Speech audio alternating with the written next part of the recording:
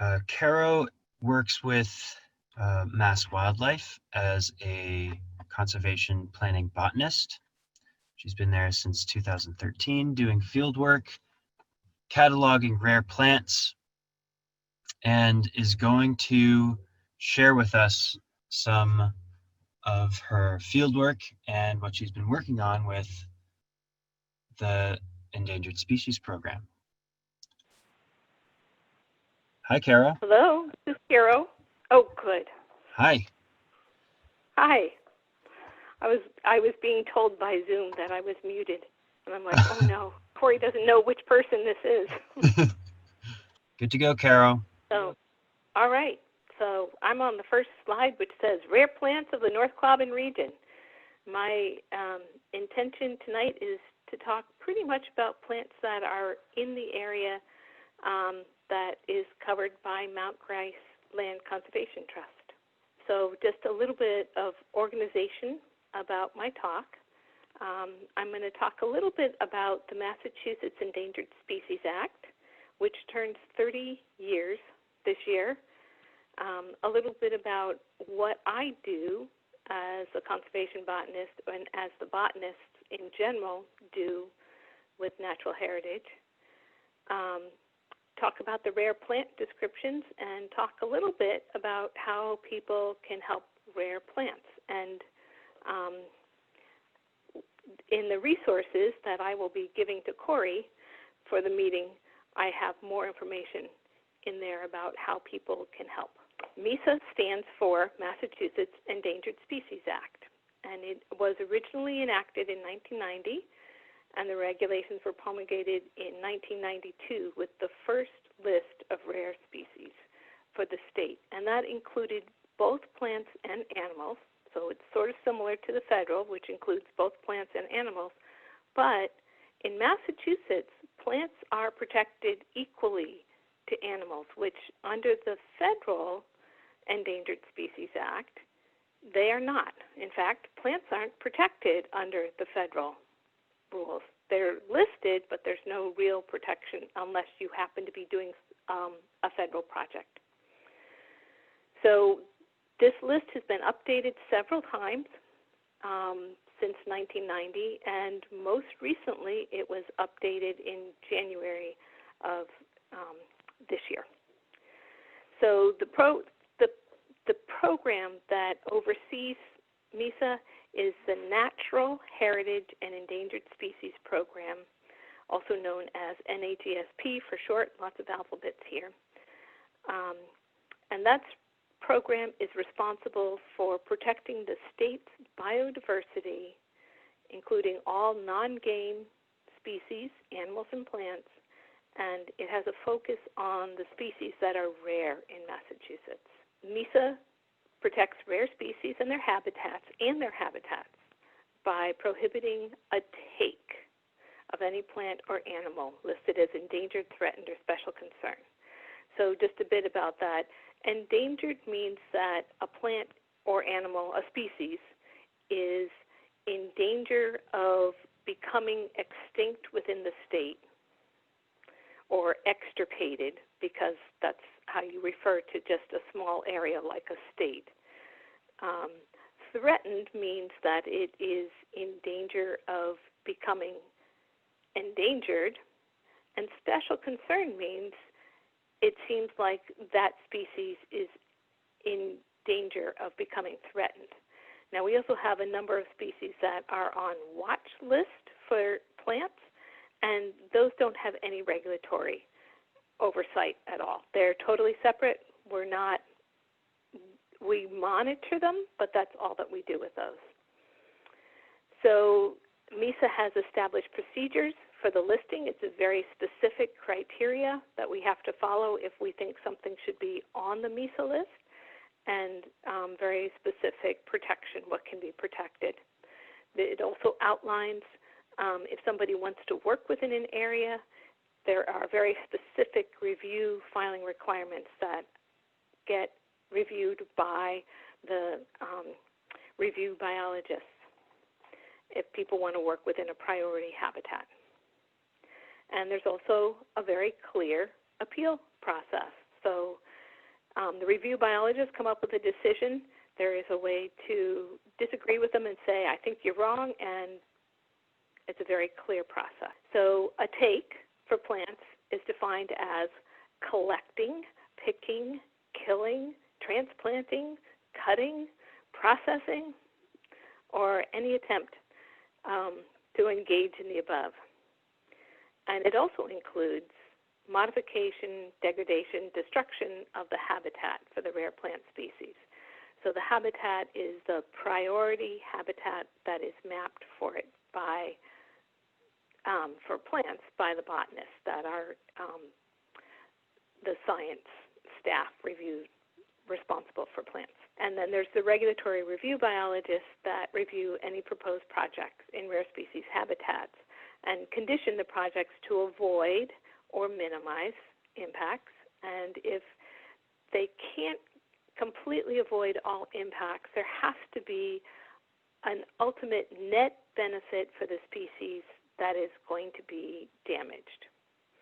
So there will be some type of mitigation, and sometimes that is a requirement to buy land, sometimes it's a requirement to do research, sometimes it's just a monetary requirement. It runs the gamut. There's a lot of different things. So what we do, and I am the conservation planning botanist, there is also the state botanist, which is Bob Warnerell, and he's my direct supervisor. So we monitor and survey our rare plant populations throughout the state. We target specific species every year that we're concerned about. Many of those are the ones that are endangered, not surprisingly, because those are the ones that we are most concerned about becoming extinct, extirpated in the state. We also review submittals from other people. So people see a rare plant, they send in a form or they send in information to Natural Heritage via the Vernal Pool Rare Species Reporting System, and we look at it and say, yes, you did find a rare species, and it's in that location. That is so cool.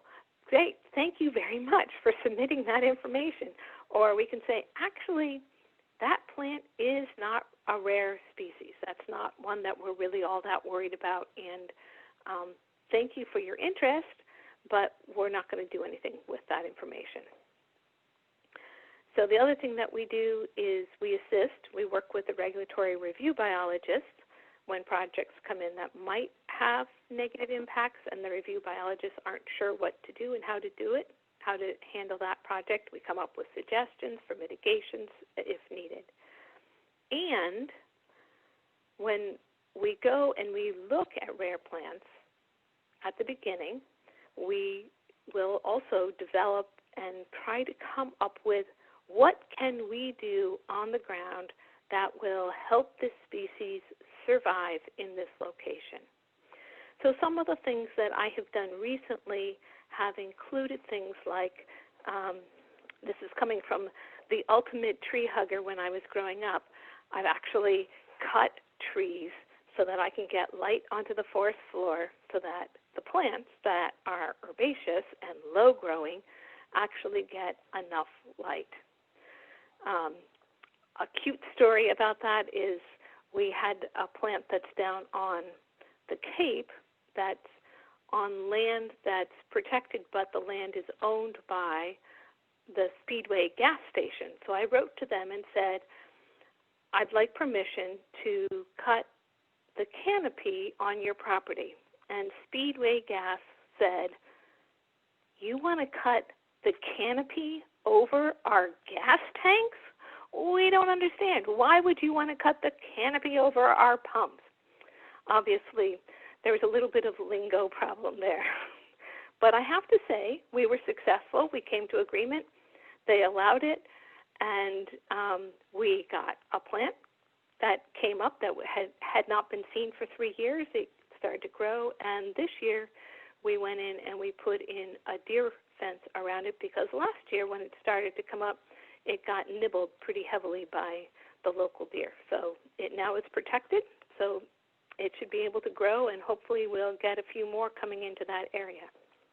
We conserve over 400 400 rare plants and animals, and that includes research and data collection, habitat management, rare species recovery, all of the things that I've already talked about, and MESA is now 30 years old. We had planned this huge, big, all these events that we were going to do this year, and then, the pandemic came in, so we're not doing any of them. But in any case, it still is turning 30, despite the fact that the pandemic is here, and we're still a pretty dedicated batch of people, all working really hard to protect our rare species. The MESA list statewide includes 432 plants and animal species that are listed as endangered, threatened, or special concern. Of those, 259 are plants. In our area, the North Quabbin Region, Mount Grace Land Conservation Trust area, there are 21 listed plant species.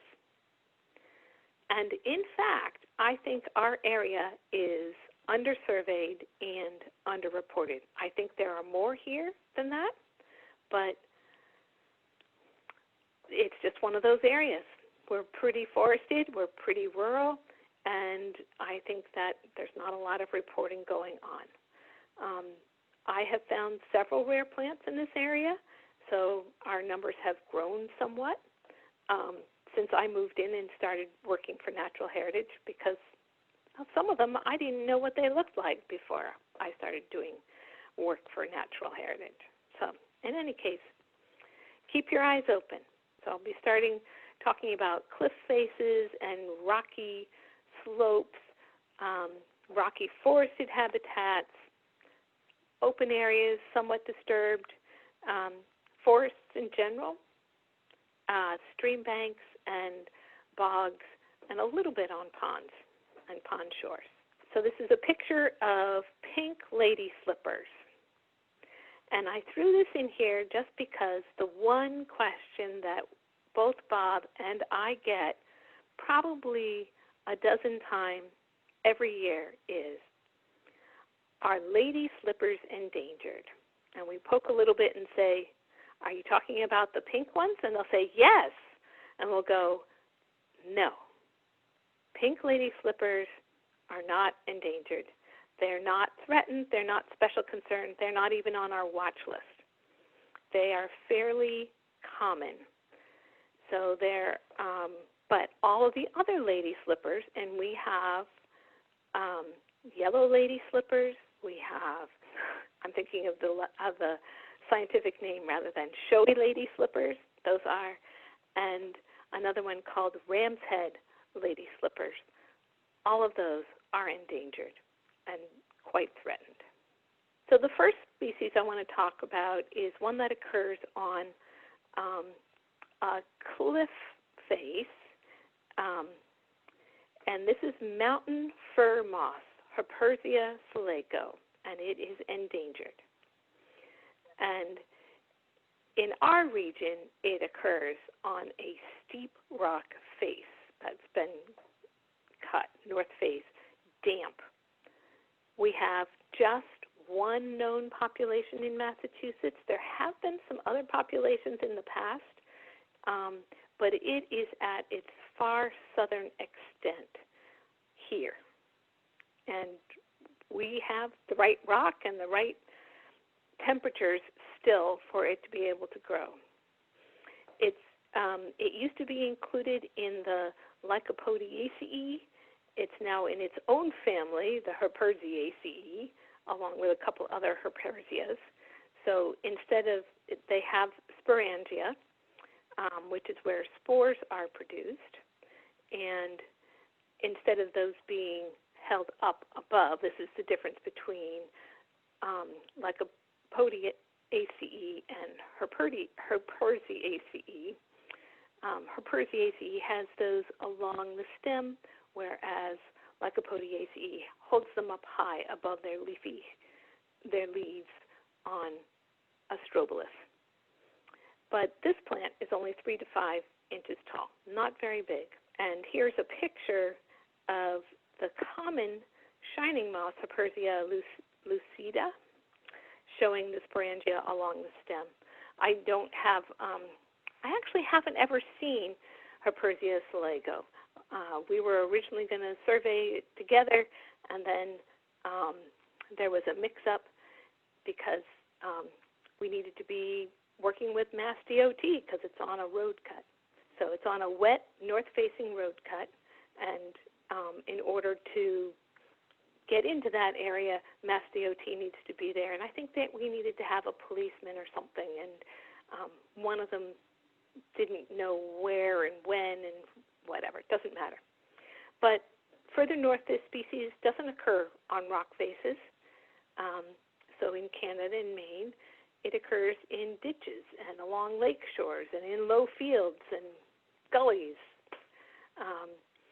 So quite a different habitat from where we have it here. Although our other population, the previous one, another one that occurred a little bit further west in Franklin County, was on a similar type of situation where it was on a rock, a cut face on a roadside. This is one that you might find someplace, a little bit easier locations to get to. This is climbing Fumitory, Adlumia fungosa. It's a special concern species. A couple years ago, this was reported by a group of botanists that are working on the Franklin County flora, and they reported it on the Arthur Iverson parcel below my house. I live right next to the Arthur Iverson property. And I have been looking. I was looking before that, but I have been looking and looking and looking and looking. We have not found it since, unfortunately. I'm still looking for it. I go out and always look for this species, so it's one that I'm searching for. I've seen it in other places, but not here, unfortunately. It's typically found either growing on or near the base of a rocky slope. It's a biennial, so it starts to grow 1 year, and then it blooms in the second year. And it can grow up to 10 feet long, its stems, and it just kind of clambers over. It doesn't have tendrils like some vines do. It just clambers over with its leaves and stem. And the flowers, you can see a nice picture of them there, the pink flowers, can be found from mid-June into August. I actually have a coworker who has found them quite late in the fall. I think he found them in November after frost even, and they were still hanging on and still looking like they were doing fine, just in case any bees came along that wanted to pollinate them. The leaves are divided. You can see some good pictures of the leaves in the lower photo there. They're divided 3 times, and they look somewhat similar to the leaves of pink corydalis, if you know that species that you often will find also on rocks. And it does prefer sun, so if there's been some blowdowns or some openings in the forest or whatever, you may get these plants growing in that area as long as it's in the right kind of habitat at the base of a rocky slope. This is another species that likes to be on or near rocky slopes. This is the purple clematis, Clematis occidentalis, and it's another special concern species. It blooms very early, and this year was the first year that I have ever seen it in bloom. I've seen it other times of year, but I have never seen it in bloom. I was so pleased. We were out early, and we saw it blooming. And it has this very beautiful, droopy 4 petals dropping down like that, as you can see in the photo. The leaves are divided into 3 parts, so each leaf is made up of 3 leaflets, and each leaf is opposite another leaf that's also made up of 3 leaflets, and you can see them in the photo. They're a little bit toothed, but irregularly toothed. They're nowhere near as sharply toothed and angular as the Clematis virginiana, that is the common one that we find in wetland areas. This one also likes some filtered sun, and it's often in an area that is dominated by sugar maple, as well as the rocks on the slopes. And the seed is produced later in the summer, and it has these beautiful feathery plumes. And at the base of each one of those plumes, there is a seed. So clearly, this is sort of along the lines of what we see with a number of the Asteraceae, like a dandelion with a plume that the wind can carry it. Same thing here for the Clematis. So the wind can carry it and take it wherever. Another species that also may be found on rocky areas, that's been found in our areas. In all three of these, you may find, I can think of situations where they have been found, two of them together, but I don't think of any areas where there have been all three of them found in the same general area, other, like on the same slope. So anyway, green rockcress, Boechera missouriensis, is a threatened species. Again, rocky woods loves to grow on the rock surface, gets its roots into cracks in the rock itself. It's a small plant. It also blooms fairly early in the spring. It only gets 8, maybe 20 inches tall. I've never seen one that tall. I usually see them much smaller than that. Has fairly small flowers with short cream-colored petals that extend beyond the sepals on there. And it has numerous clasping leaves that go up the stem. And there's often a whorl of these, a basal whorl of leaves that's below the stem with the clasping leaves. The leaflets at the base can be pretty variable. So you can see two different pictures of what basal leaflets look like, but they're always at least slightly toothed. They may be dentate, they may be scalloped, they may be lobed, but you can see the difference between those two, and both of those are Boechera missouriensis. And the color can also vary on the plants, on the leaves themselves. So they can be deep red to bright green, depending on what the substrate is and what the sunlight situation is for the plants. Late in the season, you can see that the fruit for Boechera are these gorgeous arched siliques, or they're linear seed pods because it's in the mustard family. And there's a number of different mustards that form seed pods, but these are pretty distinct. When you see this gorgeous arch like that, half circle going around, and if you were to split one open and you'd see it, it's just a single row of seeds inside, and the little seeds have a very fine edge of winging around the edge of them. The Appalachian bristle-fern, Crepidomanes intricatum, Endangered. This is one that somebody has, that we didn't know was within this area until just probably 3 or 4 years ago.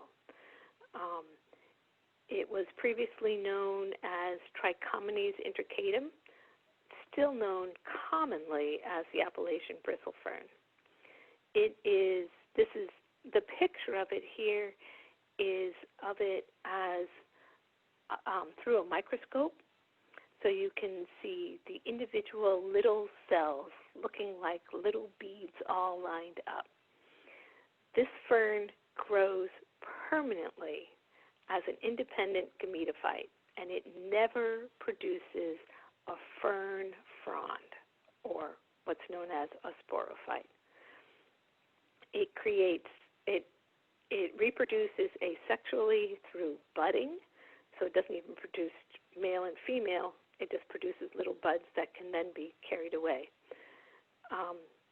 One of the people who has been working with this fern is suspicious that perhaps some of these are being carried around by porcupines from one rocky entrance area to another.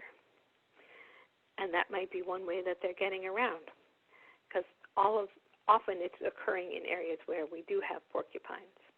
So here's another photo of it, looking at it from the side, and it kind of looks like green Brillo pad or something. And it grows in the crevices of rock outcrops, so it's actually more than a crevice. It's actually almost like a very shallow cave entrance that you would go into. When I was taught how to find it, the person said, well, you want a place where you can get your head and your shoulders and the flashlight into fairly easily, and that's where you'll find it on a back wall. It's a member of the tropical filmy fern family, and to find this, you're going to need a good headlamp and a hand lens so you can see what you're looking at to distinguish it from moss and algae that will also be growing in that area, and a willingness to crawl into dark crevices and perhaps through some porcupine poo, hopefully not, but just something to think about there. I should mention, I forgot to mention this earlier, that with the Adlumia fungosa, that a person who has worked with that a lot in my office has said that he's pretty sure that porcupines are pretty important for it to survive, and that they like to go up and they open the hemlock trees over places where climbing Fumitory would like to grow. So they're helping them get more light in there, and that there may be more carrying of fruits and stuff like that by the porcupines. They may be moving things around more than we realize. So let's hope that there's hemlock for a long time for porcupines to survive on. This is the sand violet, Viola adunca, special concern. This is pretty much, in Massachusetts, it is limited to the area north of Quabbin. That's it. It's a low-growing violet. It flowers early on in the spring. Violets get split by violets that have stems and leaves on the flowering stem, and ones that the leaf and the flowers and all come out just from the base and there's no leaves on the flowering stem. So this one has leafy flowering stems, and they have long spurs on the flowers, but it's pretty small. It likes to be in open, slightly disturbed habitats, slightly sandy. You can see a little bit about what it looks like here. The leaves are not as heart-shaped at the base as some violets are. These are fairly truncate across. And if you look at them with a hand lens, they should be sparsely to densely pubescent on both the upper and the lower sides. And the leaf stem or petiole is just slightly winged on it. Now, this species is very easily confused with the American dog violet, Viola labradorica, which only has hairs on the upper leaf surface, if it has any at all. So the bottom would be completely free of hairs. And it's got much more of a heart-shaped base, and it doesn't have any winging on the stem, on the leaf stem. Another one that likes dry open habitats that's slightly disturbed, the upright bindweed, or Calystegia spithamea, and this one is endangered. It's in the morning glory family, the Convolvulaceae, and it looks like that. You know, a morning glory has those beautiful trumpet-shaped flowers. This one has one of those trumpet-shaped flowers fused together. It does not, however, twine around other plants. So sometimes I see the name listed as upright false bindweed as opposed to upright bindweed. But in our list, it's the upright bindweed, and it will get fairly high. It'll get up to 20 inches. I don't usually see it that high. I usually see it, somewhere in the range of 8 to 10 inches. a nice view looking down at the flower and at the leaves. These flowers are completely fused petals all the way around. They get about 2 inches across, and there are 2 bracts at the base of the flower. That's true for all species within the Calystegia genera. So those 2 bracts.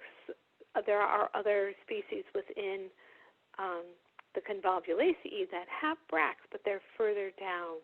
They're not right at the base of the stem the way they are for Calystesias. And you can see that the leaves in the photo are fairly truncate. They don't have big lobes sticking out the way that a number of other, or they're not heart-shaped, and they're not really that lobed out the way most other of the bindweeds are. And this is a species that we know thrives in areas with occasional fire. And in fact, that's another thing that Natural Heritage and Endangered Species Program does try to do to encourage plant growth, and depending, it's also really good for some of the moths and butterflies that need the plants that thrive in areas where there is fire. So here's one that does. We have fire on some of our lands, like outside of the area, the Montague Plains, but I'm fairly sure that we're working with the Army Corps to try and get fire in some places there. I'm actually not part of the fire crew, but I'll sometimes say, you know, this plant needs fire, and talk to our fire manager person. In any case, enough on that. New England blazing star, Liatris novae-angliae, is a special concern species. It is globally rare, mostly coastal. It's endemic in our area. Massachusetts, Rhode Island, goes up a little bit further. I think there may be a few populations in New York as well, but clearly New England, it has been split off completely from other species. It blooms other Liatris species. There was one in Pennsylvania that they thought it was part of. It blooms in late August through October, and it likes open, dry habitat, and it's another one that really likes the occasional fire. This one actually sometimes will get infested with an insect that without fire will bring the population down to barely surviving. So it really needs to have the fire so that it can get cleaned off, and it will bring down that insect population levels. We haven't had too much trouble with our populations here in this area, and this area specifically, the North Quabbin area, is the northwestern extent of these plants. They don't go any further northwest from here. So we haven't had problems with that. Our populations are pretty low. We're working right now to try and perhaps establish some additional populations in the area based on the ones that we already have here. So expanding them if we can. This is our only native Liatris in New England. There are a couple of non-native relatives that are in the garden supply. The gay feather, Liatris pycnostakia, and dense blazing star, Liatris spicata. So both of those have flower heads that are directly attached to the upright stem, the flowering stem, whereas New England blazing star, you can see that the flowers are not. They're held out on a short stem, and they're all fairly separate. Beautiful purple color. Talk a little bit about another endangered plant here that also grows in open, dry, sandy habitats. That's my one that I'm working on right now. This is the Papillose Nut-sedge, Scleria passiflora. It's a grass-like plant. It's in the sedge family. It grows probably 12 to 18 inches tall. It also thrives with fire. It has that very hard seed that needs to get broken before it'll open up and grow. So it needs something to score it. So it's hard. It's tiny. It's only, it's probably a millimeter or two in size. We're zoomed in quite a bit with this view. And it looks like a little tiny golf ball. It has these little knobs, little indentations all around it. The small world begonia, Isotria medialoides. This one is state endangered and federally threatened. It likes to grow in forested damp habitats. Oh, I know what else I wanted to say. This one is one that we did not know was in our area until 6 or 7 years ago. I found one population, and the next year after that, somebody found another population. So there's a couple of these populations. There's other ones I would bet around our area. So this is one to keep your eyes open for. Grows in, we're moving away from the dry habitats into a forested damp habitat. It is an orchid. Orchids are orchids. They grow when they want to. They don't always show up every year. They may be alive and doing things underground for years, and then they come back up. You never know. They start out as minuscule dust-size seeds, and those seeds don't even germinate until they have formed a relationship with the appropriate fungal mycorrhizae, soil mycorrhizae. And they need to have that mycorrhizae relationship throughout their entire life. They don't survive well without that. And that's true of all orchids. All orchids have these very fine dust seeds. They all need to have a fungal mycorrhizae relationship. Some of them need a very specific mycorrhizal to interact with. Some of them are more generalists and can use several different ones. I actually do not know much about this. This has been research that's been being worked on this species for quite a while. Well, they've been doing research on this, trying to figure out what mycorrhizae it needs to have, and so that we can make sure that our forests have that appropriate fungus growing in them. So this one is globally rare. Most of the world's population grows in New Hampshire and Maine, but it has been found as far south as Georgia. And it has 5 whorled leaves at the top of a thick green stem, and usually it has 1 or 2 flowers at the top of the stem in May. And here it is flowering. It's not as beautiful as the large whorled begonia. Its close relative, which is Isotria verticillata. They're very similar looking, but one of the key differences between the two of them is Isotria verticillata, large whorled begonia, which is on the watch list. So if you see it, we still want to hear about it. The stem often has a purplish blush to it, so it'll be a purple color, which is really pretty, you know. This is one that has, in the picture, it produced 2 flowers side by side on the same plant. And you can see that the stem holding the fruit up is much shorter than the fruit itself. In Isotria verticillata, the large whorled begonia, the fruit is actually shorter than the stem that's holding it up. So it's got a fairly long stem and a fruit about the same size as small whorled begonia. When it is not in bloom, and they don't all bloom even when they come up every year, it's very easy to confuse it with Indian cucumber root. And it grows in the same spot as Indian cucumber root.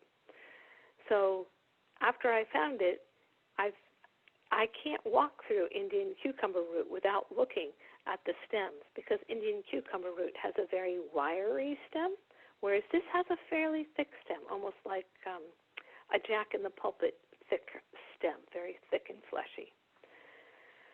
So something to watch for, something to keep your eyes open for. I am sure there's more out there. And as I said, it was only recently discovered in our area. Literally not known throughout time. This was the first time that it had been discovered in North Quabbin area. The great laurel, Rhododendron maximum, in bloom now. This is a threatened shrub species. It gets pretty high. It's absolutely gorgeous. It also likes forested, damp, wetland-type habitats, edge of wetlands into not standing water, but it likes it wet. It's white-flowered. The leaves are fairly long and much wider at the tip than they are, close to the plant or in the middle. So the widest part is towards the tip. They are pointed at both ends, and they are usually pubescent on the back side of the leaf. So you should be able to find at least some along, even on the old leaves that have been on all year. You should be able to find some pubescence on it. The deer do like the young plants, so that's been a concern. Something to watch for. This is a shot of the winter flowering buds, and you can see some pointed bracts that are very close to it. There aren't any right in the front of that flower bud, but there's some around the sides and in the back of it. And usually this species has a number of these sharp pointed bracts, upright bracts, found around the bud. So it helps to be able to identify it in the wintertime, as well as having those very distinctive looking leaves. Never find really big populations of this species. Sometimes you'll find just one, someplace a small one. They don't seem to last long as small ones. Best if we can find a couple in a small group across the state. But I'm not entirely sure what all this plant needs other than slightly damp and occasional opening for it to grow in. Another one for the wetlands. This one will grow on edges of wet habitat. The Bristly Buttercup, Ranunculus pennsylvanicus, a special concern species. It likes stream banks and marshes and moist clearings and wet woods. Another one with a leaf that is divided into 3 parts, all of which are very sharply pointed. And they're also partially divided again.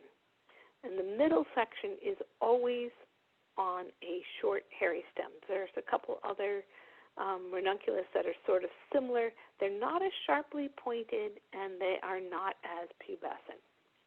I have a picture of it in bloom in late summer, and you can see it setting seed. It's not a big flower. A lot of the buttercups that bloom in spring have these great big flowers, at least a half inch to an inch in diameter. These guys are much smaller, and you can see that against my hand in the background there. It's a pretty tiny little flower. This is the other side on the left. There is a picture of how pubescent that plant is, and you can just see those hairs sticking straight out. Something to pay attention to. And obviously it's had some browse. You can see a couple of stems there that have gotten munched by, most likely, the deer. They do like to eat these rare plants. Lots of good vegetables here. I'm not too worried about this one. It seems to thrive pretty well. It will often start growing. This year it started to grow as the water levels started to drop in all the streams. It started to show up. The last couple years, the population has been pretty reduced, or populations of it have been pretty reduced because we've had very high water throughout, and that's all right. Those seeds will just bide their time until the water drops and they can start to grow. American twinflower, Linnea borealis. This is a species of special concern. This was recently put on the list, and we're sort of hoping that as a species of special concern that we've overlooked a number of the populations of it. We haven't gotten a lot of information in on populations of it, so if you see it, we really want to know about it.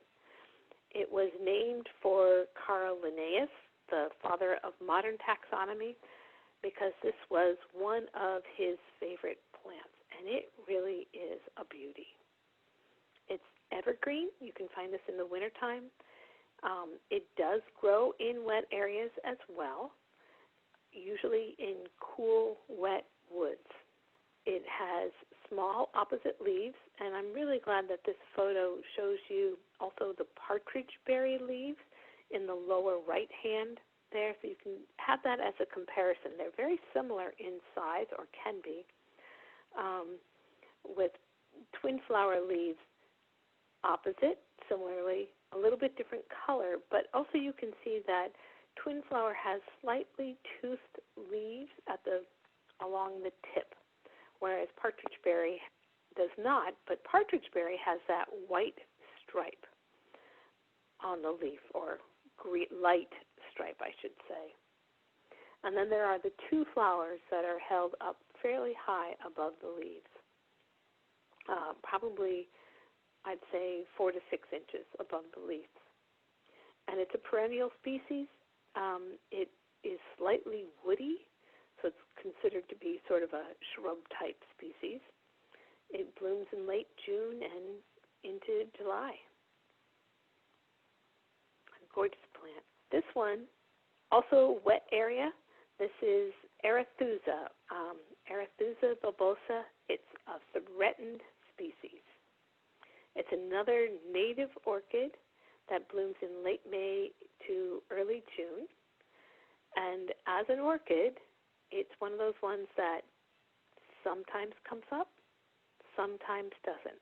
It depends on what it feels like doing this year. It likes to be in open areas. It likes to be wet.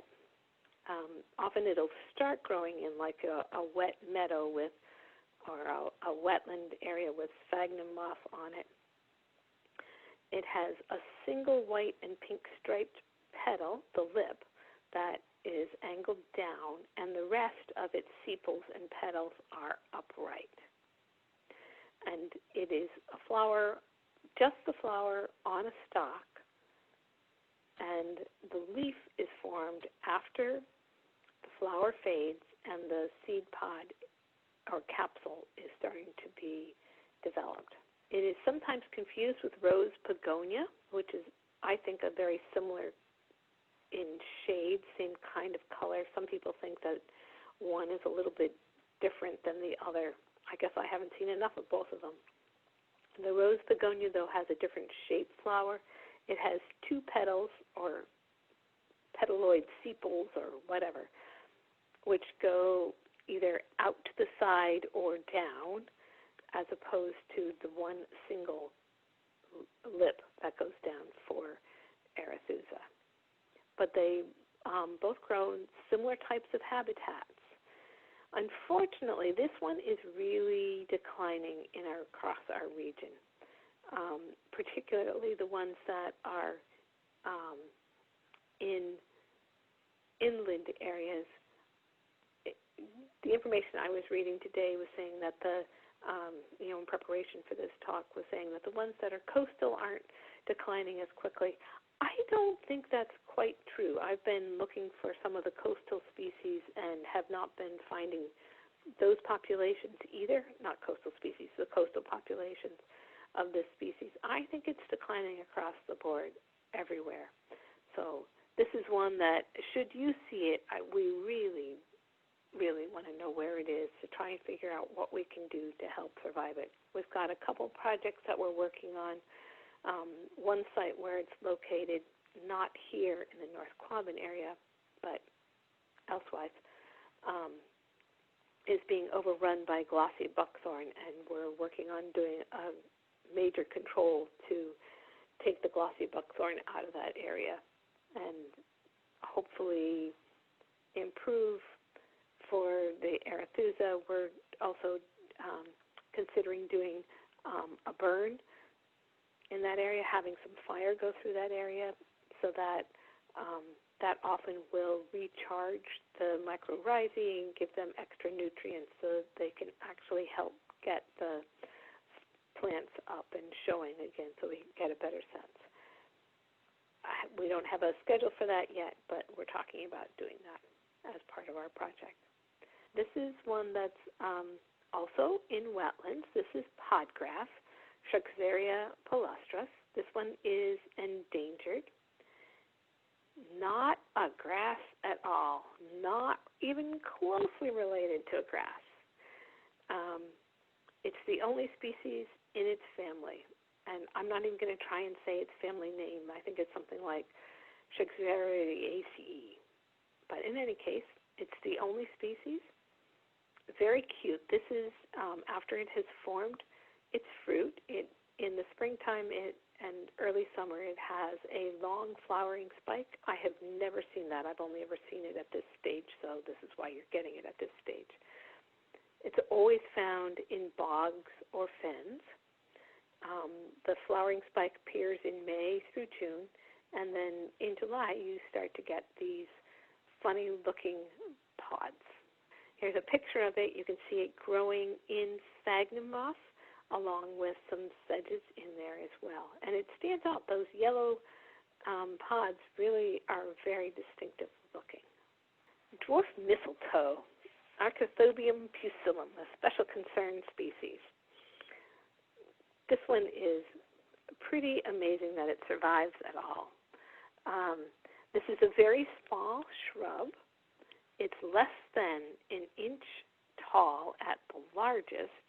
It's found in bogs growing on black spruce, mostly black spruce. Not always. Sometimes it's growing on red, or it might also grow on tamarack.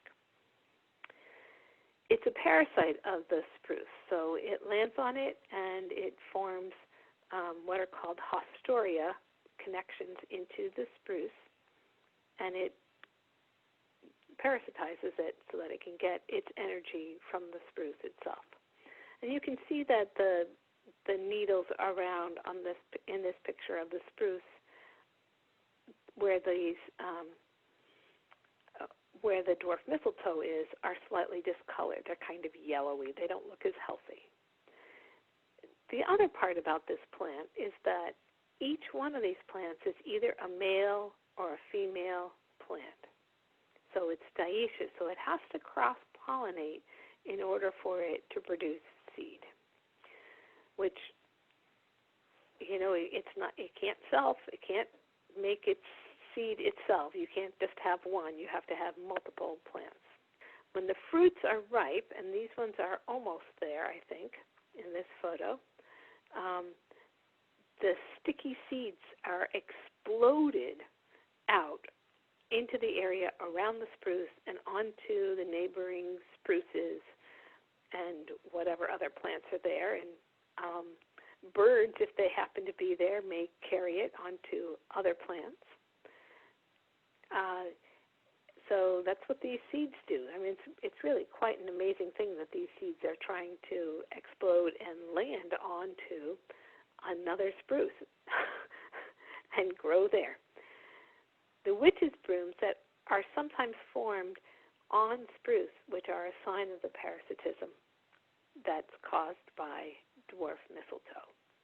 I know that the black spruces are having some other issues which are affecting the dwarf mistletoe in our area. It doesn't seem to have gotten into Berkshire County as much. I'm not even sure what exactly is going on with it, but I know that there's another disease that's starting to affect the black spruce that are growing within the bogs areas. The northeastern bulrush, Scirpus and cistricetus. This one is another state endangered and federally endangered. So it's another federally listed plant species. We have two. There are only a total of 4 federally listed plants within Massachusetts. And the fact that we have 2 growing essentially in our backyard is pretty impressive. It says a lot for the area where we grow in. The other 2 are coastal-only species, so that would be ones that we would never see. But they don't get the ones we have. So this is a leafy perennial sedge. Right now we only know of one population of it. It looks a lot like woolgrass, except woolgrass doesn't have these gorgeous arching, drooping rays where the seeds are at the ends of it. And it's nowhere near as fluffy as woolgrass is. It's found in sunny areas that has fluctuating water levels, so areas like vernal pools, a pond shore, a beaver pond where the water has been high and then dropped.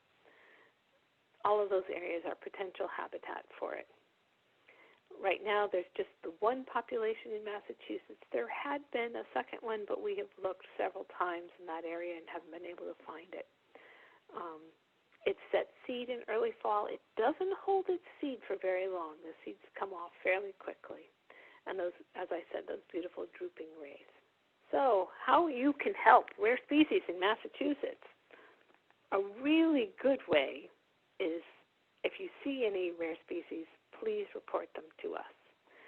They were listed the mass.gov VPRS, but on the VPRS vernal pool and rare species reporting system page, there's also, because I know a lot of people have had problems with the electronic version of the form, there's also a PDF of a paper form that you can print out and fill in and mail to us. And what's most important is getting the information.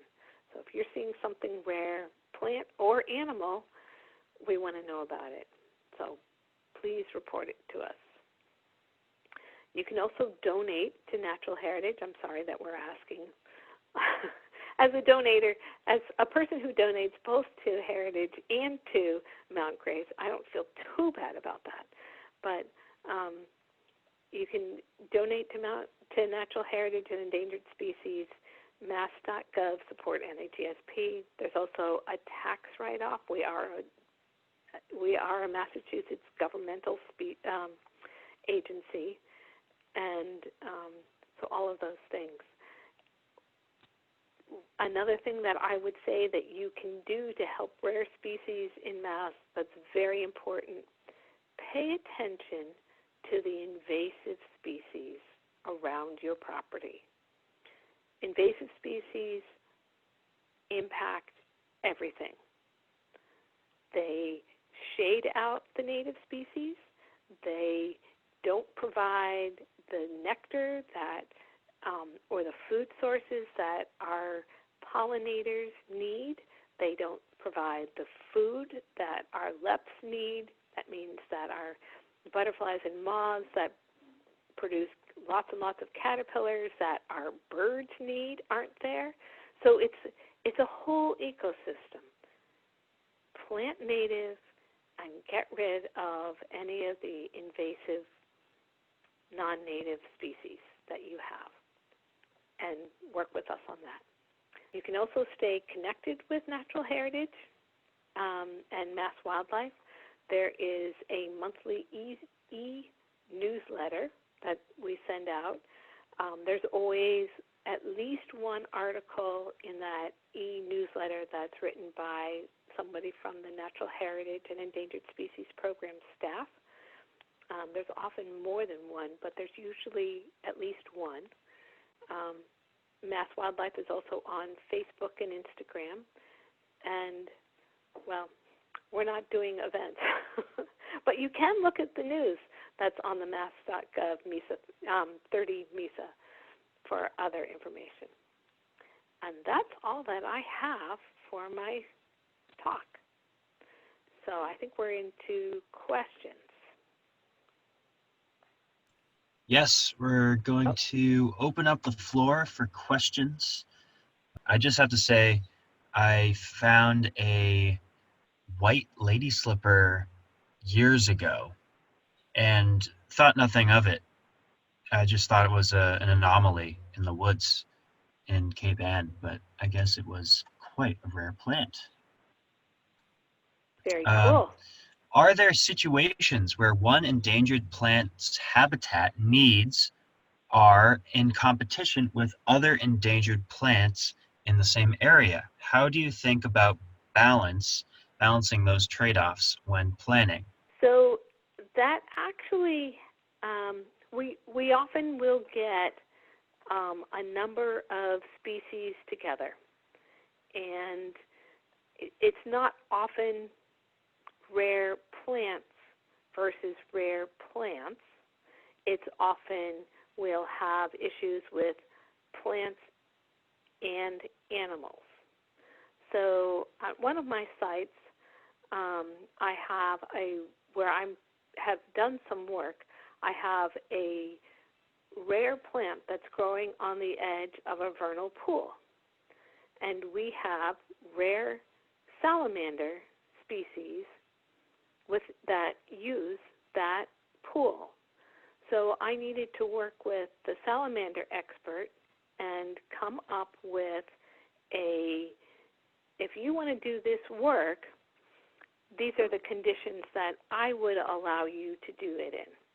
So I wanted to cut some trees to get some more sunlight on the edge of that pool to see if the plant would actually expand out, because it was being very limited, very hemmed in by the water levels, and clearly was not, well, we hadn't seen it bloom in several years, and it's a good-sized population of at least 50 plants or so.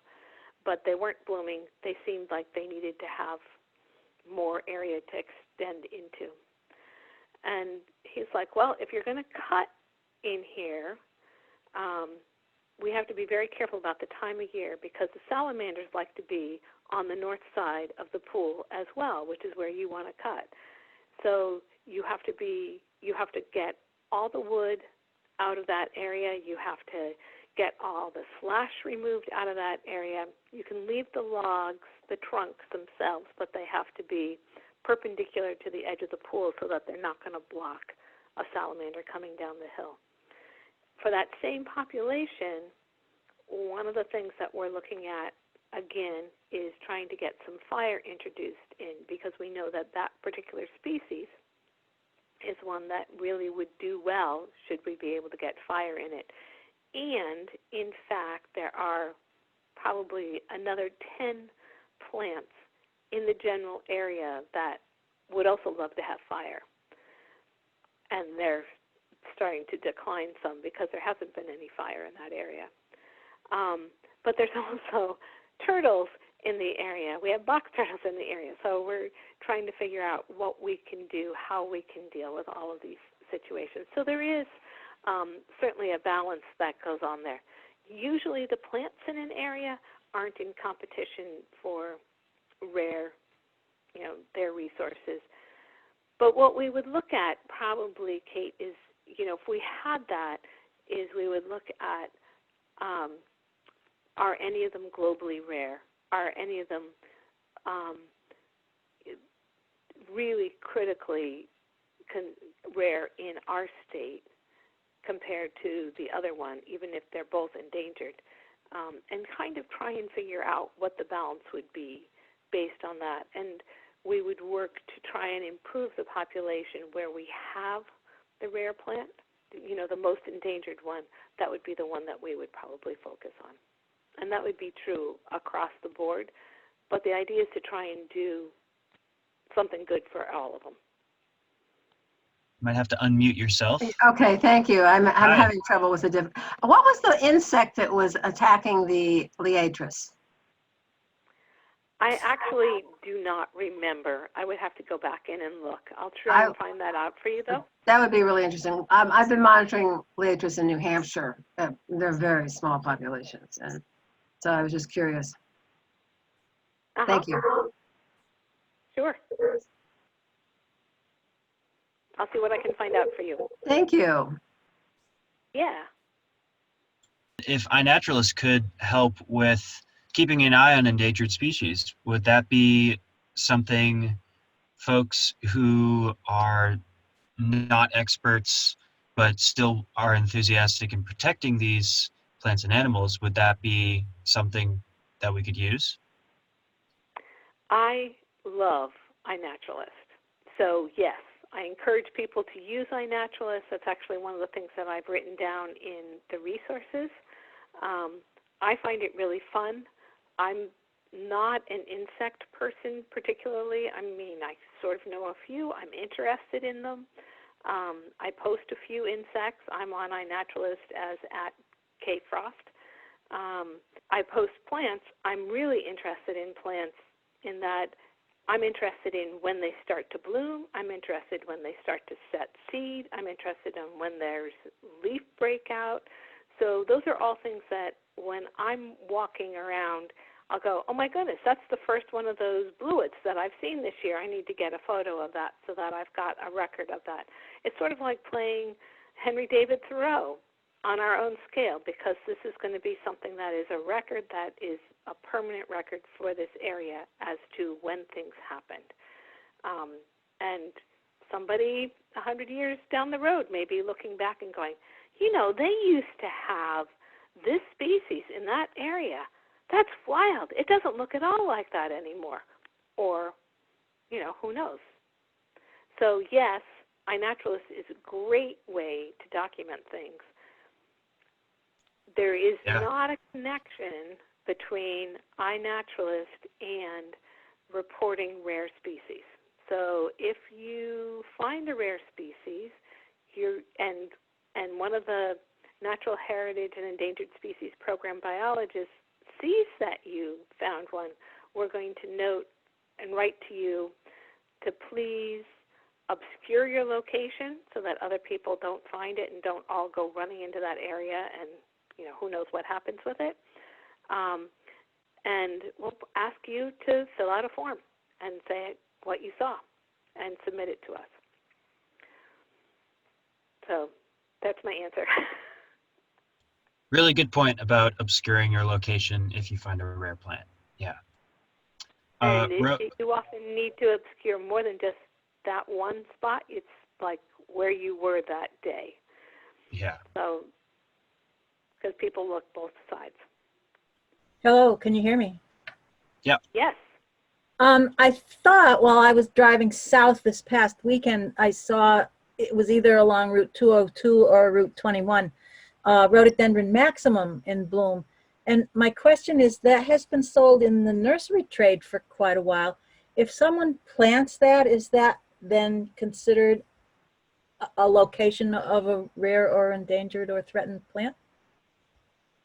No. You cannot sell rare, endangered, special concern, threatened animals at all in the state. But the nursery trade is allowed to sell rare plants that do not come from Massachusetts, that were not wild collected. Right, in the from other state. states, yeah, yeah. So, yeah. We don't encourage people to plant that because we'd rather keep the genetics of what we have here as the Massachusetts genetics. You know, these are the species that evolved in this area. This is the ones we think will probably do the best in this area. But be that as it may, it's not considered to be a location, but if you see something or if you know that somebody has planted something in an area and you know that it's, you know, so you could go into iNaturalist or whatever and say, I know this is planted, but it is a rare species. It just gives us a head up. Or if you sent it to us and say, you know, I saw that, It was along Route 21 in this spot. I'm pretty sure that was planted there and that it is not part of the nursery trait. Unfortunately, rhododendron is one of those ones that's really hard. I have a number of populations that I'm looking at. I'm going, it's a great spot for this to be growing, but I don't know that it wasn't planted here along this woodland road when people lived in this house 100 years ago. I don't know, and I don't know where it would have come from. You know, it looks like it's spreading. It looks like it's getting new growth in places, but it's really hard to tell. We're close to the northern limit on that one, so. Thank you. But we'd love to know, yeah. And you may have seen a native population, because there are native populations in that area. Great questions. Well, we're going to do one last question here. Are there any state-listed plants that you suspect may have been extirpated in recent years? Yes, we actually delisted one. Let me think of what its name is. We delisted one in January. We took it off the list. It was a fern that was growing on greylock, and my mind is just completely blanking on it. It's one that it's separated by, the next population was about 250 miles away. And although ferns spread pretty well by spores,